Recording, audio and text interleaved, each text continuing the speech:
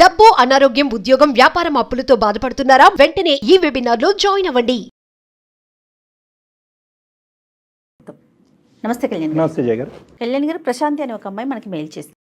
తెలిసి తెలియక చేసిన ఒక చిన్న పొరపాటు ప్రశ్నార్థకం అయిపోతుంది తన జీవితం, తన మనుగడికి. అలాంటి సిచ్యువేషన్లో ఉన్న ఒక అమ్మాయి మనకి మెయిల్ చేస్తుందండి. పేరు ప్రశాంతి. ప్రశాంతి. ఎస్ డాక్టర్ గారు, ఒకసారి మరి ప్రశాంతికి కాల్ చేయమంటారా? చేయండి మేడం. ఎస్.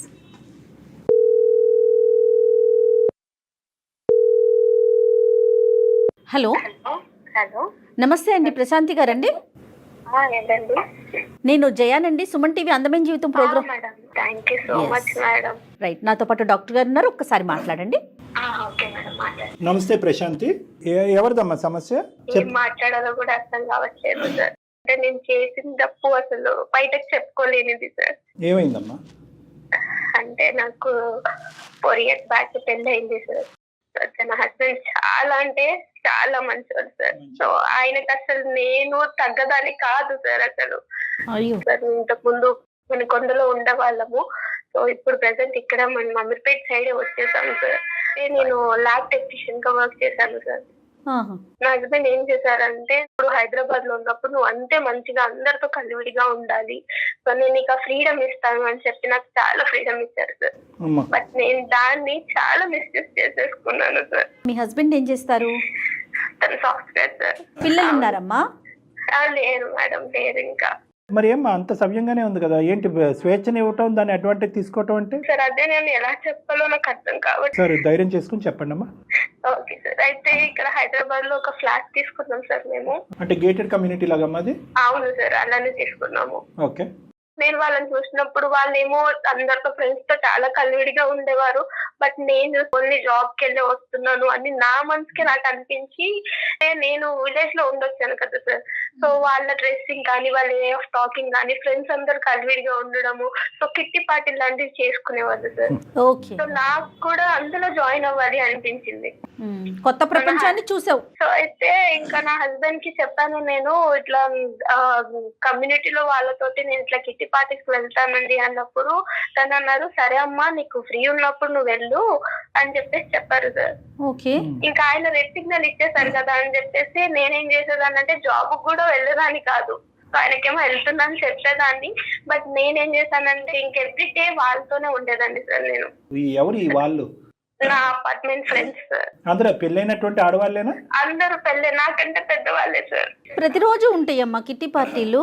మేడం, ఒక్కొక్కరు ఇంట్లో ఒక్కొక్క రోజు ఒక్కొక్క విధంగా కిట్టి పార్టీ అని చెప్పేసి ఇంకా డాన్స్ వేసుకోవడం, ఇట్లా చాలా ఉన్నాయి మేడం అందులో. కిట్టి పార్టీస్ వరకు ఓకేనమ్మా, కానీ మరీ ఉద్యోగాలు మానేసి ఎక్కడికి వెళ్లకుండా అంత ఆ స్థాయి కిట్టి పార్టీలు చేసుకుంటారా మీ కమ్యూనిటీలో?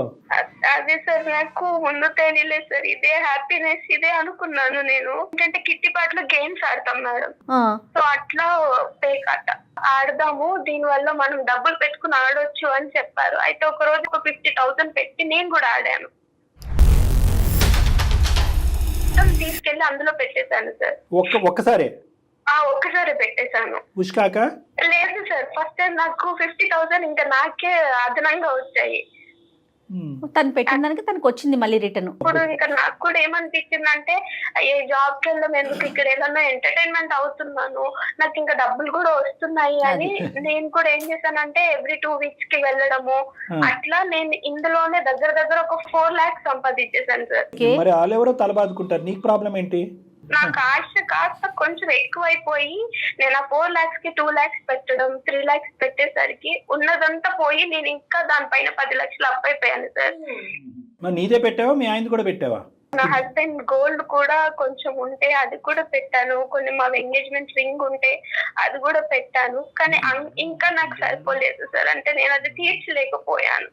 ఆ తర్వాత స్టార్ట్ అయింది సార్. అంటే ఏంటంటే నా ఫ్రెండ్స్ వాళ్ళ హస్బెండ్స్ వాళ్ళకి తెలిసిన ఫ్రెండ్స్ కూడా వచ్చేవారు సార్ అప్పుడప్పుడు.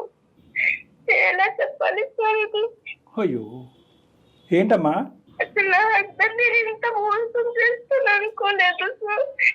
10 లక్షలు అప్పులు పాలయ్యావు. ఓకే. 10 లక్షలు అబ్బాయి దగ్గరతో దాన్ని ఎలా తీసుకోవాలో తెలియక అందులో ఉన్న ఒక అక్క నాతో చెప్పారు, సో మనం ఇలా ఒక దగ్గరికి వెళ్దాము, వాళ్ళు నాకు తెలిసిన వాళ్ళే నీకు హెల్ప్ చేస్తారు అని చెప్పినప్పుడు అక్కతో పాటు నేను బయటికి వెళ్ళాను సార్. Oh my God. ఇప్పుడు అక్క ఉండి ఒక 4 రైతులు కల్పించారు.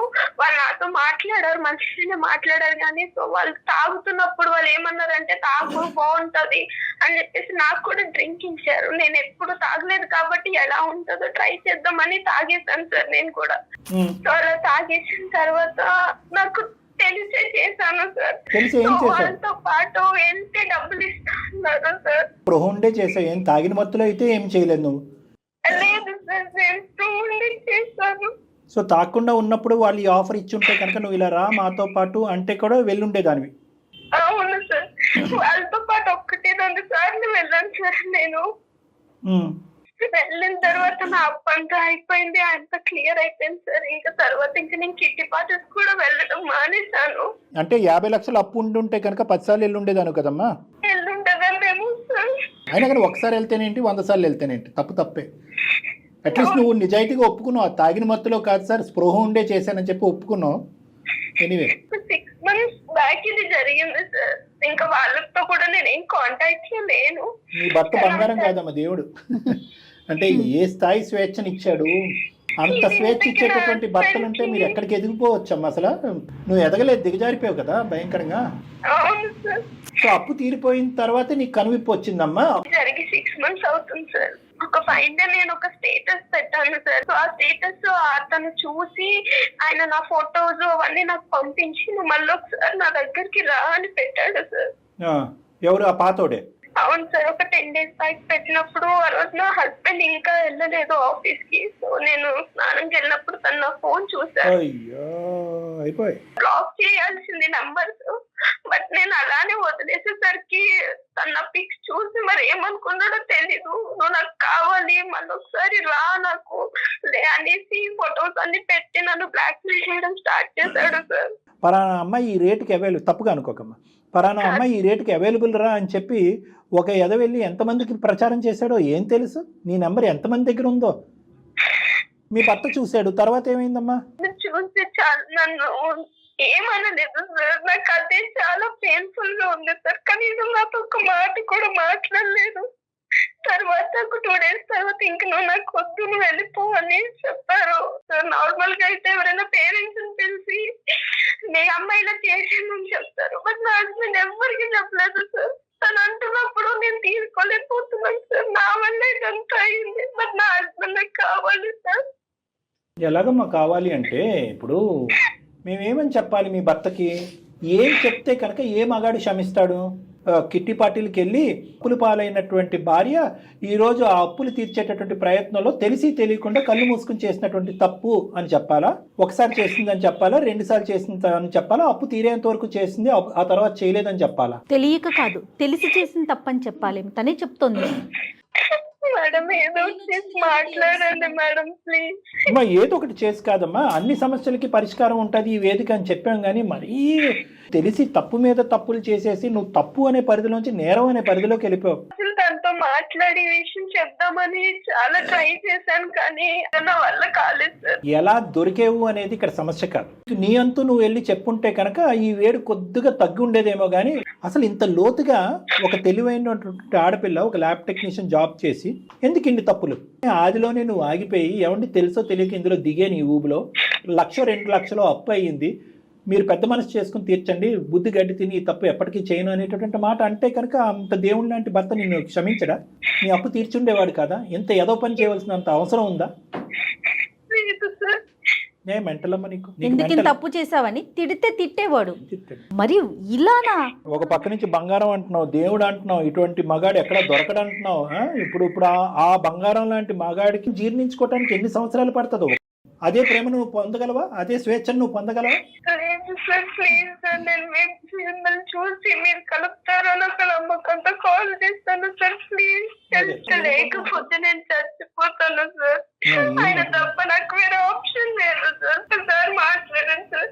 నేను మాట్లాడితే తను నేను స్టేజ్ లో కూడా లేరు. ఇప్పుడు చేయాల్సిన తప్పులు ఒకటి కాదు, వేరే ఆప్షన్ లేదు. ఇక్కడ నువ్వు చేసినటువంటి దానికి శిక్ష ఏంటి మరి? నేను కూడా మాట్లాడాలి. క్షమించండి అనేది ఒక్క పదమేనమ్మా. ఆయన తప్ప సార్. ఆయన నాతో ఉంటే సార్ నేను ఏ శిక్షణ అనుభవిస్తాను సార్. అతను నీతో ఉంటే కనుక ఏ శిక్షణ అనిపిస్తావు. పక్కన నువ్వు నిలబడినా, అటువైపు నిలబడినా ఏ ఫోన్లో ఏ మెసేజ్ వస్తుందో, ఏ ఏదో మెసేజ్ పెడతాడో అనేటటువంటి భయంతో ఉండాలి. ఎక్కడ రోడ్డు మీద పోతే కనుక పాత పరిచయంలో ఎవడు పలకరిస్తాడు అనేటటువంటి భయంతో ఉండాలి. అన్ని ఏరియాలో జీరో చేసేసావు కదా. సిన్సియారిటీ అనే ఏరియాలో జీరో చేసేసావు, నమ్మకం అనే ఏరియాలో జీరో చేసేసావు, ఫైనాన్షియల్ స్టెబిలిటీ అనే ఏరియాలో జీరో చేసేసావు. అందు గురించి కొంతమంది మగాళ్ళకి పొరపాటును మేము చెప్తే తప్పు అనుకుంటారు, కానీ కొంతమంది మగాళ్ళకి చెప్పాలేమో, అరే మరి అంత స్వేచ్ఛను ఇవ్వకంటారా, ఇలాంటి భార్యలు ఉంటారు, జాగ్రత్తగా ఉండంటారా అని చెప్పాలేమో. సార్ ఒక్క అవకాశం సార్, మీరు మాట్లాడితే తను వింటారు సార్. ప్లీజ్ సార్ ఒక్కసారి మాట్లాడండి. నువ్వు కాలు మొక్కుతానంటున్నావు, చేయకపోతే చచ్చిపోతానంటున్నావు, అన్నీ నీ పాయింట్ ఆఫ్ వ్యూవే మాట్లాడుతున్నావు, కానీ అవతల మనిషి ఏం పడుతున్నాడు, ఎంత బాధపడుతున్నాడు. ఒకటమ్మా, ఒక సింపుల్ పాయింట్ నేను చెప్తాను. ఇటువంటి అంశాలు వినగానే చంప చెల్లు అనిపిస్తారు చాలామంది మగవాళ్ళు. కానీ ఆ మనిషి నిన్ను ఒక ప్రశ్న అడగకుండా, అతను చూసినటువంటి అంశాన్ని అడగకుండా 10 రోజుల పాటు కడుపులో దాచిపెట్టుకున్నాడంటే ఇంకోడైతే గుండె అయి చచ్చిపోతాడు. సింపుల్గా నీ పాయింట్ ఆఫ్ వ్యూ మాట్లాడుతున్నాడు. క్షమించేమనండి సార్, అతను లేకపోతే నేను చచ్చిపోతాను. మీ ఇద్దరు కలిసి ఉన్న తర్వాత అతను ఎలాగున్నా పర్వాలేదు, అతను ఏ శిక్ష చేసినా పర్వాలేదు.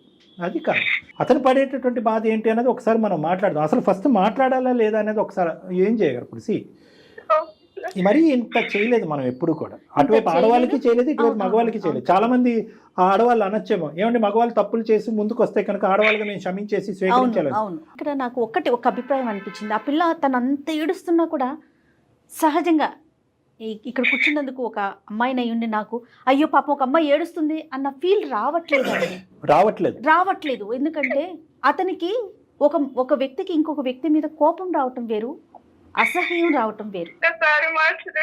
చూడమ్మా, మేము 2 దిక్కులా ఆలోచించాలి కదా. కేవలం నువ్వు ఏడుస్తున్నావు, బాధపడుతున్నావు అని చెప్పు కాదుగా. ఇది 2 వైపులా సానుండేటటువంటి కత్తి లాంటిది. మాట్లాడతాం, కానీ అతన్ని మేము బలవంతంగా ఒప్పించలేము. అవుట్కమ్ అనేది మేము డిసైడ్.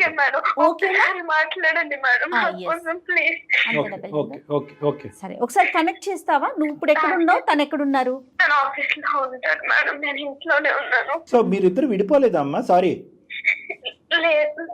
కలిసే ఉన్నారు.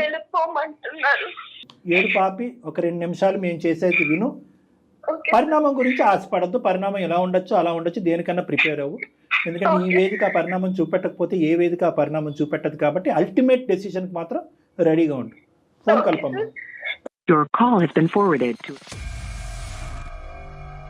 హలో హలో చెప్పండి. ఎక్కడున్నారు? ఎన్నో ఉన్నామని చెప్పి ఏంటి ఎందుకు ఫోన్ చేసాం? తిన్నారా? బా, నా గురించి ఆలోచించడం కూడా చేస్తున్నాను. చెప్పావా మీ అమ్మ వాళ్ళకి? అలా మాట్లాడకండి, నా తప్పు ఎక్కడ ఒప్పుకుంటున్నాను కదా. చాలా రోజులు అవుతుంది మీరు నాతో వద్దు, ఈ ఏడుపులు వద్దు. నాతో అస్సలు అవ్వట్లేదు, అసలు నేను భరించలేకపోతున్నా. నువ్వు మీ అమ్మ వాళ్ళని పిలిపించు ప్లీజ్ బాబా. నాదే తప్పు, నేనే ఒప్పుకున్నాను కదా నాదే తప్పని. ఒక్క అవకాశం నాకు ప్లీజ్. చేసేటి అన్ని చేసేసి ఒక్క అవకాశం అని చెప్పేసి అనడం అసలు ఇదేమన్నా కరెక్ట్ అనిపిస్తుందా నీకు? ఇప్పుడు దేనికి ఫోన్ చేసావు? పవన్ నీకు తెలుసు కదా పవన్, నేను లేకపోతే నేను ఉండలేను పవన్.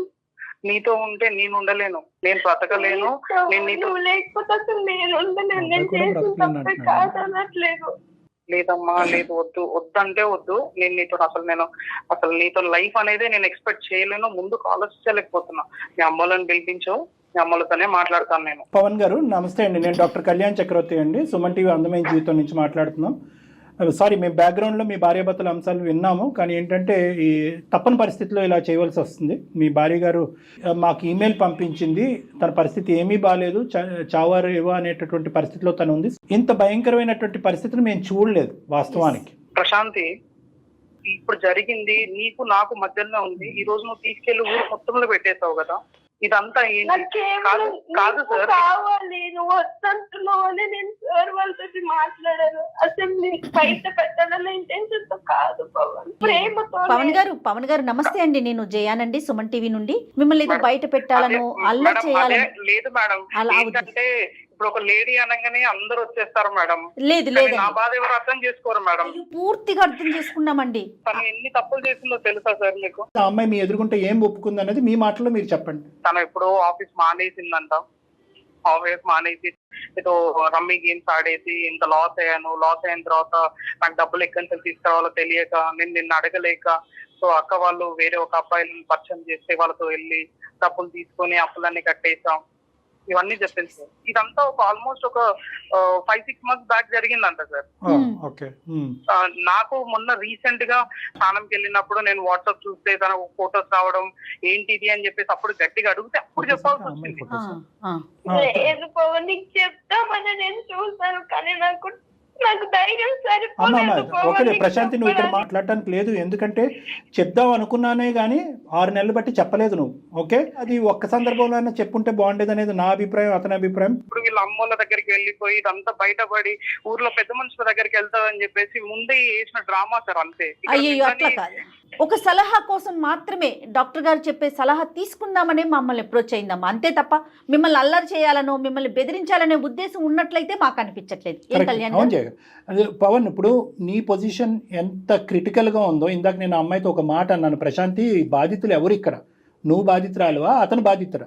ఎస్, నీకు నువ్వుగా బాధితురాలు అనుకుని నా భర్తతో నన్ను కలిపేసేయండి, గతం గత అన్నట్టు వదిలేసేయండి నన్ను, అంత సింపుల్గా అయినంత ఈజీ కాదు. అక్కడ ఉండేటటువంటి అతని పొజిషన్లో అతని స్థానంలో నిలబడి ఒక 10 నిమిషాలు ఆలోచించమ్మా అని చెప్పావు. ఈరోజు ఏం చెప్పి మిమ్మల్ని ఓదారిస్తాం, ఏం చెప్పి గతాన్ని వదిలేయమంటాం, ఏం చెప్పి ఇదివరకట్లా నీ భార్యని స్వీకరించరా బాబు అని నీకు చెప్తాం. కానీ నేను చెప్పేది ఏంటంటే, తప్పు తెలుసుకుందా?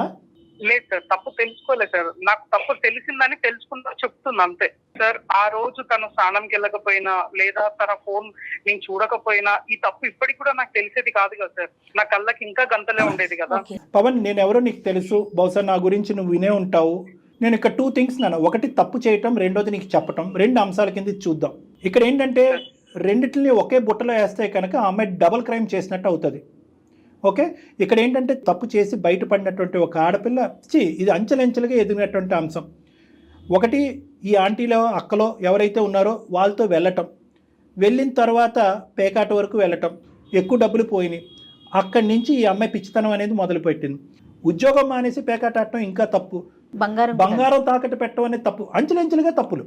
Very typical scenario. పేకాట ఆడేటటువంటి వాళ్ళ యొక్క మత్తు, అంత ప్రేమించుకున్నటువంటి భర్త మళ్ళీ నన్ను స్వీకరించలేడని చెప్పి తప్పు మీద తప్పు చేసుకుంటూ వెళ్ళిపోయి ఆఖరికి ఒక మంచి అమ్మాయి ఏ తప్పు అయితే చేయకూడదు ఆ తప్పు చేసేస్తుంది అమ్మాయి. నాకు అదే మాట, ఇంత అప్పు అయింది, ఇలా జరిగింది, నాది తప్పు అని చెప్పేసి ఆ రోజే అనంటే నేను ఎవరి కాల్లో పట్టుకొని తీసుకొచ్చి అప్పు కట్టేసేవాడిని కదా సార్. ఈ రోజు నాడు నువ్వు చేసే జలసాలన్నీ చేసి నన్ను ఇబ్బంది పెట్టొద్దని ఎలా అనుకుంటారు సార్? వాళ్ళ అమ్మ వాళ్ళకి డబ్బులు కావాలి అన్నప్పుడు గోల్డ్ పెట్టి ఇచ్చా అని చెప్పేసి నాకు చెప్పిన మాట అది. అలా ఇచ్చినప్పుడు నేను తప్పుగా అనుకోను, కానీ ఇలా పోగొట్టుకున్నాను నా తెలివి లేక అని చెప్పేసి అంటే నేను తప్పుగా అనుకుంటానా సార్? పవన్, 1 thing, నాకు మాటలు లేవు. ఎందుకంటే కనుక నీకు ఒక ముళ్ళు కాదు చాలా ముళ్ళు కూర్చుకున్నాయి. అప్పుడే చెప్పుంటే సింపుల్గా అప్పు తీర్చి ఉండేదానండి, శీలాన్ని తాకట్టు పెట్టి అప్పు తీర్చవలసిన అవసరం లేదు అని నువ్వు అనేటటువంటి మాటలకి నా నోరు జిప్పుడు ఏం చేయలేను సార్. ఈ 6 నెలల్లో తనకి ఎంత హెల్త్ బాగాలేకపోతే తనకి ఎన్ని సేవలు చేసుకున్నాను, తనని ఎలా చూసుకున్నాను, వాళ్ళ అమ్మ నాన్న ఎన్నిసార్లు ఇంటికి వస్తే వాళ్ళని ఎలా చూసుకున్నాను ఒకసారి అడగండి సార్. ఆ రోజు కూడా నా ప్రేమ కనిపించలేదు సార్ తనకి. పవన్ బాబు, ఆ అమ్మాయిని సమర్థిస్తున్నట్టు మాట్లాడటం కాదు, కానీ ఈ 6 నెలల పాటు ఆ అమ్మాయికి ఉన్నటువంటి సందిగ్ధ పరిస్థితి ఏంటి? భయం వర్సెస్ బాధ. భయం దేనికి? చెప్తే నువ్వు ఎలా రియాక్ట్ అవుతావు. బాధ దేనికి? చెప్పకపోవటం వల్ల లోపల కుంగిపోవటం అనేటటువంటి బాధ. చెప్పు అని అంతరాత్మ అడుగుతూనే ఉంటుంది. ప్రశాంతి చెప్పేస్తే అయిపోద్ది. కానీ ఇంకో సైడ్ నుంచి ఇంకొక మనసు ఏమంటా ఉంటుంది, చెప్తే కనుక ఇదివరకటి ప్రేమ మళ్ళీ నీకు దక్కదు, నువ్వు చెప్పినందుకు అతను ఏమి గర్వపడ్డు చీతు అని ఉమ్మేసి బయటకు పంపిస్తాడు అనేటటువంటి భయం. ఈ బాధ భయం వల్ల తను ఏం చేస్తుందంటే మీకు చెప్పకుండా దిగమింకుంది. మీరు ఎక్కడ కూడా తనకు బాగాలేనప్పుడు సేవ చేయలేదనో ఇంకోటి ఎక్కడ కూడా మీ గురించి కంప్లైంట్ చేయలేదు. మీ గురించి కంప్లైంట్ చేయడానికే లేదు, అప్పుడు లేదు ఇప్పుడు లేదు. చేసేదైతే మనకి కాల్ చేయదు కదా. అతనికి చెప్పలేదని ఇప్పుడు ఫీల్ అవుతున్నాడా, లేదా అది ఇంకా కంటిన్యూ అవుతుందనే ఆలోచనలో ఉన్నారా అతను? అది క్లారిటీ రాలేదు. అది ఒక్కసారి చెప్పుమా నువ్వు ప్లీజ్. లేదు మేడం, అది కంటిన్యూ అవుతుంది మేడం, అది కంటిన్యూ అవుతుందనే అనిపిస్తుంది మేడం. ఎందుకంటే ప్రేమించిన 3 సంవత్సరాల పాటు 4 సంవత్సరాల పాటు కాపురం చేసినటువంటి అమ్మాయి గురించి నీకు అంతే అర్థమైందన్న సార్? అదే 3 సంవత్సరాల్లో నాతో కలిసి ఉన్నది సార్, నా గురించి అప్పుడు కూడా అర్థం కాలేదా సార్? నేను ఇక్కడ తలదించుకుని బాబు అని అడగటం తప్ప ఇంకేమీ చేయలేను. నేను ఇక్కడ 100కి 200 మార్కులు పడిపోయినాయి నీకు. నువ్వు ఏం ఆలోచిస్తే అది. ఆ భిక్ష అమ్మాయికి పెడతావా పెట్టవా? ఒక్కసారి ఆలోచించు. నాకు ఫ్యూచర్ లో కూడా ఇదే కంటిన్యూ అవుతుందేమో అని భయం అవుతుంది సార్. ఈ రోజు నాడు పిల్లలు లేరు కాబట్టి సరిపోయింది సార్. రేపు పొద్దున పిల్లలు బాధ్యత అన్ని ఉంటాయి కదా సార్. అవకాశం ఇవ్వు పవన్ ప్లీజ్. కావాలంటే నా ఫోన్ తీసేసుకో, నేను ఎక్కడికి వెళ్ళను. నన్ను ఇంట్లోనే పెట్టి తాళం వేసి నువ్వు పనికి వెళ్ళిపో. నేను ఎక్కడికి వెళ్ళా, ఇంట్లోనే ఉంటాను. నాకు నువ్వు కావాలి పవన్ ప్లీజ్. ఒక్క అవకాశం ఇవ్వు. ప్రశాంతి, ఒక్క నిమిషం తల్లి. విరిగిపోయినటువంటి గుండెలు నీ ఏడుపు వల్ల ఇప్పుడు నువ్వు ఒక సింపుల్ అతనితో కలవకపోతే నాకు చావు తప్ప ఇంకో దారి లేదంటున్నాడు. అతను ఏంటంటే నీతో కలిసినా చచ్చిపోతాడు, కలవకపోయినా చచ్చిపోయేటట్టున్నాడు. కలపకపోతే ఎందుకు చచ్చిపోతాడు అంటే కనుక ఎందుకంటే తన ప్రేమ ఇలాగా ఇదయింది కాబట్టి ఆ ఆలోచనతో అతను బ్రతకలేనటువంటి పరిస్థితి. కలిపిన ఎందుకు చనిపోతాడు అనేటటువంటి ఆలోచన ఇదేంటి? నేను ఇంతగా ప్రేమించినటువంటి ఈ అమ్మాయితోనే నేను కాపురం చేసి జీవితాన్ని ముందుకే తీసుకెళ్లేదని. అది ఆ క్షమాగుణం అనేది అతనికి మనసులో వచ్చి రావాలి, అంతే తప్ప ఇప్పుడు పూర్తి మార్పు, కంప్లీట్ మార్పు అనేది రావాలి. డాక్టర్ గారు నేను లేకపోతే నువ్వు బలవంతం చేస్తే రాదమ్మా ఇది. పవన్ మీరేమంటారు? మేడం నాకు ఇప్పుడైతే నాకు తనతో లైఫ్ లీడ్ చేయాలని నాకు లేదు మేడం. లేదు, నేనైతే లీడ్ చేయలేను మేడం. పవన్ ప్లీజ్ పవన్, నువ్వు అంటే నాకు చాలా ఇష్టం. లేకపోతే నేను చచ్చిపోతా పవన్. అదే ప్రశాంతి, నేను ఏమంటున్నాను, జస్ట్ నేను అంటే నీకు ఇష్టమే కానీ నువ్వు అంటే నాకు పిచ్చి ప్రేమ. అది నీకు అర్థం కాలేదు. నువ్వు మాట్లాడేసి మీ అమ్మోళ్ళ ఇంటికి వెళ్ళు. ఇంకా నేను ఉంటానా, ఈ మెంటల్ టెన్షన్ కే నేను ఎక్కడో ఒక దగ్గర పోతాను, అది నాకు తెలుసు. హ్యాపీగా లీడ్ చేయి, నీకు నచ్చినట్టు లీడ్ చేయి. ఇంకా నాది నేను చూసుకుంటా, నీది నువ్వు చూసుకో. ఏ పవన్ ఏం మాట్లాడుతున్నావమ్మా? పవన్ అలా కాదు నాన్న. ఇదా సమస్యకి పరిష్కారం? ప్రతి దానికి పరిష్కారం ఉంటుంది. ఎందుకు తెలుసా? ఈ మధ్యలో ఈ తప్పులు చేయటాలు, తప్పుల మీద తప్పు చేయటాలు ఇవన్నీ తాత్కాలికం, ఇవేం దీర్ఘకాలికం కాదు. నువ్వు ఇందాక అనుకున్నట్టు నాకు నమ్మకం లేదు అంటే కనుక ఆ మాటతో మాత్రం ఏకీభవించున్నాను. ఎందుకంటే నాకు ఉండేటటువంటి అనుభవంలో అటువైపు మాట్లాడేటటువంటి ఆడపిల్ల కానీ అబ్బాయి కానీ వాడు పడేటటువంటి వేదన బట్టి తప్పు అక్కడితో ఆపేరా కంటిన్యూ చేస్తున్నారా అనేది ఆ మాత్రం నేను జడ్జ్ చేయగలను. ఇక్కడ ఓన్లీ ఏంటంటే ఆ అమ్మాయి క్యారెక్టర్ మీద పడినటువంటి మచ్చ వల్ల ఈరోజు నువ్వు ఆ అమ్మాయితో కంటిన్యూ అవ్వా అని చెప్పే ఆప్షన్ నీకు ఇస్తున్నాం. కానీ ఆ అమ్మాయి ఇదే యథాయేచ్ఛగా కంటిన్యూ చేసుకుంటూ ఒక బిజినెస్ పరమైనటువంటి అంశాలను ముందుకు వెళ్ళిపోద్ది అనేటటువంటి నీ మాటను మాత్రం నేను ఖండిస్తున్నాను. ఎలా చెప్పగలరు సార్ డాక్టర్ గారు అంటే కనుక అది నా మనస్సాక్షి, నా అనుభవం, నా విశ్లేషణ. దయచేసి ఇరువైపులా నేను చచ్చిపోతాను ఈ చావు అనేటటువంటి పదాలు తీసి పక్కన పెట్టండి. ఎందుకు చచ్చిపోవాలి? ఏమైందని చచ్చిపోవాలి? మీ ఇద్దరి మధ్యన ఈ రోజుకైనా రేపటికైనా ఎప్పటికైనా కాపాడేటటువంటి ఒక బలం, ఒక శక్తి ఉందంటే కనుక అది మీ ప్రేమ. ఇప్పటికీ కూడా ఇద్దరు ఒకే మాట అన్నారు. నాకు ఆ అమ్మాయి తప్పు చేసినా నాకు ఆ అమ్మాయి అంటే పిచ్చి ప్రేమ అని నువ్వు అన్నావు. ఇంత పిచ్చిగా ప్రేమించినటువంటి నా భర్తను నేను ఎలా వదులుకుంటానని ప్రశాంతి అన్నది. సో ఈ పిచ్చి ప్రేమ ఏదైతే ఉందో ఆ పిచ్చి ప్రేమ ఎప్పటికైనా మిమ్మల్ని, ఇప్పుడు కాకపోయినా ఎప్పటికైనా మిమ్మల్ని కలుపుతుందనే నమ్మకం నాకు. నేను ప్రశాంతికి ఒక్కటే చెప్తున్నానమ్మా, చచ్చిపోతాను అనే పదం వాడను, ఇలా చిటికేస్తే మంత్రంలాగా పవన్ నా ఎదురుకుంటే ప్రత్యక్షం అవ్వాలి అనే ఆలోచన నువ్వు విరమించుకుంటే నేను నీకు చెప్తా. సో ఎప్పుడైతే కనుక ఈ న్యూస్ బయటకు వచ్చిందో ఆ అబ్బాయి ప్రాబ్లం స్టార్ట్ అయింది. సో ఆటోమేటిక్గా నువ్వు ఏమనుకుంటున్నావు అంటే అది అయిపోయింది కాబట్టి నెక్స్ట్ అతని వరకు వచ్చేసింది కాబట్టి 10 రోజుల్లో అతను మర్చిపోయి 11వ రోజు నా పక్కకు రావాలి అంటే రాలేడు. He also needs time. నువ్వు 6 నెలలు టైం ఎందుకు తీసుకున్నావు చెప్పు ఈ విషయం చెప్పడానికి నీ భర్తకి? 6 గంటలు 6 వారాలు 6 నెలలు కూడా ఇవ్వా మీ ఆయనకి జీర్ణించుకోవటానికి? ఒకటి ఈ ఎపిసోడ్ లైవ్లోకి వెళ్తే 100కి 90 మంది నా మాటే అంటారు. ఏమండి ఆ అమ్మాయి కావాల్సినటువంటి తప్పులు అన్నీ చేసింది, తప్పులు చేసిన తర్వాత భర్తకు చెప్పుకోవటానికి కారణం ఏంటంటే మీరు చాలా సింపుల్గా చెప్పేశారు, భయం వర్సెస్ బాధ అని చెప్పేశారు అని చెప్పి ఆ అమ్మాయి 6 నెలలు టైం తీసుకుంది. ఈరోజు ఆ మెసేజ్ రాకపోతే కనుక 6 సంవత్సరాల టైం అనేది తీసుకుని ఉండేది. కాలంతో పాటు అన్నీ కరిగిపోతాయి కాబట్టి మఠం అయిపోయింది ఏంటంటే చేతులు దులుపుకుని ముందుకు వెళ్ళిపోయి ఉండేది. ఆ అమ్మాయి ఎప్పుడూ చెప్పుండేది కాదు. మరి అది అన్యాయం కాదండి అబ్బాయినని ఖచ్చితంగా అందరు నన్ను నిలదీస్తారు. ఏ కారణం చేత నువ్వు 6 నెలలు టైం తీసుకున్నావు? భర్త వెళ్ళిపోతాడేమో, బంధం తెగిపోద్దేమో అని భయంతో. ఈరోజు 6 నెలల టైం మీ ఆయన తీసుకుంటే ఏంటమ్మా ఆలోచించుకోవటానికి, విశ్లేషించడానికి, ఈ బాధను జీర్ణించుకుని బయటకు రావడానికి ఆ మాత్రం సమయం కూడా ఇవ్వ.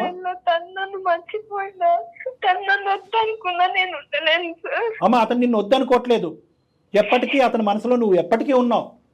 ఇందాక ఒక మాట అన్నాడు, ఇప్పటికైతే ఆ అమ్మాయి గురించి ఆలోచన నాకు రావట్లేదండి, మేమిద్దరు కలిసి ప్రయాణం చేయటం అనేటటువంటిది జీర్ణించుకోలేకపోతున్నాను అన్నాడు. ఇప్పటికీ అన్నాడు, ఎప్పటికీ అనలేదు.